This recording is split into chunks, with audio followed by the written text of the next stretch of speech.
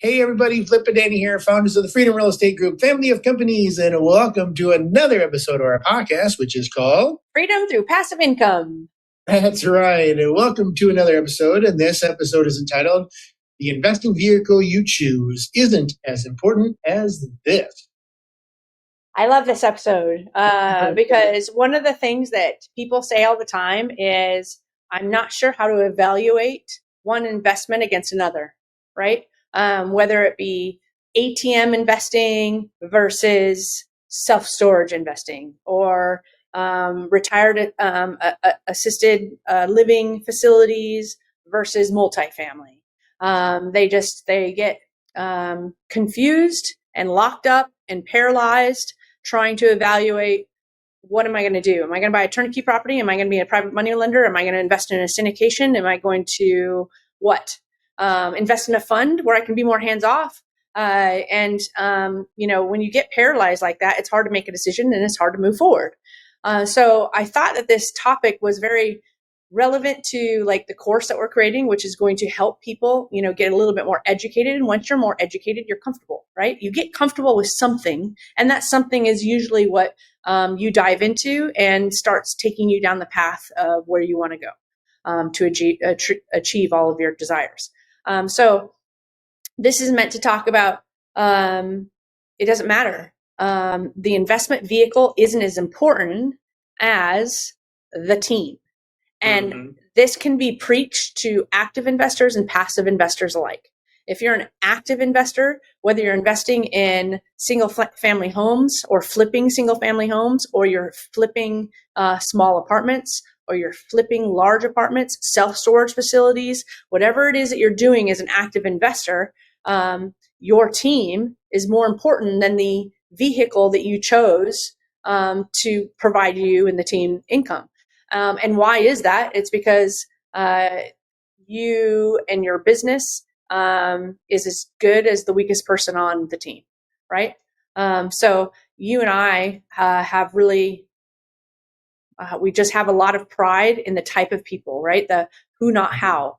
We really look for the who's of the business. And then we all have faults. We all have leadership issues.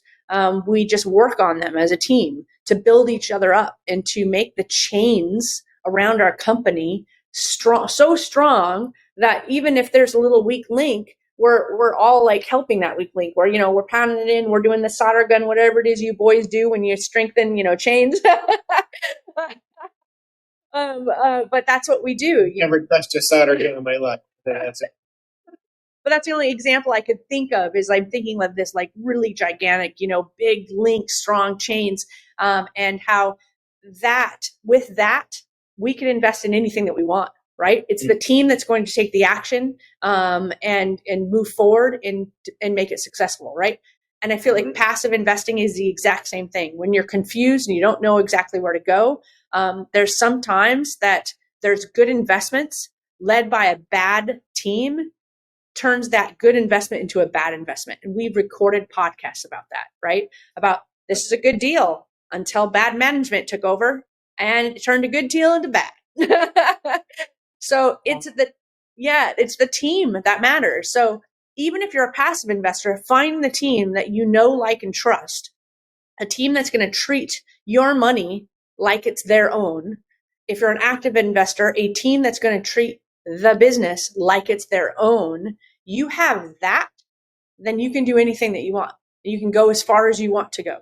You can dream as big as you want to dream. It's why, like, as many Tina and probably Tiffany would do this too. If I think of a new business idea, it's like, there's like I dream big because I can, right? Because we have an outstanding team. I just feel so confident in what we can do because of the team behind it, that no matter what direction we choose, we have the resources and we have the people to make it happen. It doesn't mean we're perfect. We say that all the time too. Not perfect, never going to be perfect. That's a goal I don't even want to try to achieve because it's not possible. And I want to live a fulfilled life and not being disappointed that I'm not perfect. But I don't know what. I mean, I'm just going to let you take over from here, because I kind of said what I wanted to bring across in this is that it's the team that matters. Everything else, in my opinion, is secondary. Right. Well, the thing is the whole, you're as strong as your weakest link. Yeah. Right? There's been something I've said numerous times when we've had to hire people is that they always come into the interview process. I'm an A player. Mm-hmm. They have this great presentation. And I always say, well, you know what? We're going to find out if you are or aren't, mm-hmm. Because your true colors will show very soon. And we've had people come in, and I mean, we've got between the Philippines and remote here in the United States and just, everywhere in our company, we had as many as 50 plus people working for us. Yeah. And I remember there was one that came in and we didn't hire them, but hired by somebody else in the company, and they came in just all gangbusters. Mm-hmm. But they weren't like a huge part of the company. They were a much not smaller team member, but they didn't have as much. Their role was smaller compared to a majority of the company. And we watched that person just diminish and diminish and diminish, and I'm thinking, it's really not going to affect much because of who they are and when their role. But man, did it? Mm-hmm. It really did, and just even the amount of emotion and energy that person was sucking from everyone else because he wasn't doing his job. Yep. And it was just like, but I'm like, it's this little position. How little position affecting all these people, and the one quote is hook a log chain to your truck and to a tree that you want to pull out of the ground. If one of the links is weak, guess what happens under pressure? Mm-hmm. It's going to break. And it's just, and it's so true. It's just because you're like, whatever. It's not going to matter. He's not going to really detract, but it did worse than anything. And so it's until you see it firsthand, because I'm just like, yeah, we're fine. Right. And you also bring up a good point because we certainly haven't hired the best people out of the gate. It's been we're 5 years in, right, into the Freedom Real Estate Group family from its inception in 2017. But that we've had hiccups in hiring, right, and sometimes it was proven that they were not the best team member, and the honeymoon phase of that interview and getting to know them, just kind of died really, really quick, and we had to let them go. And that's happened, even recently in the last year, we've had to let some key roles go because they weren't as strong as we needed them to be.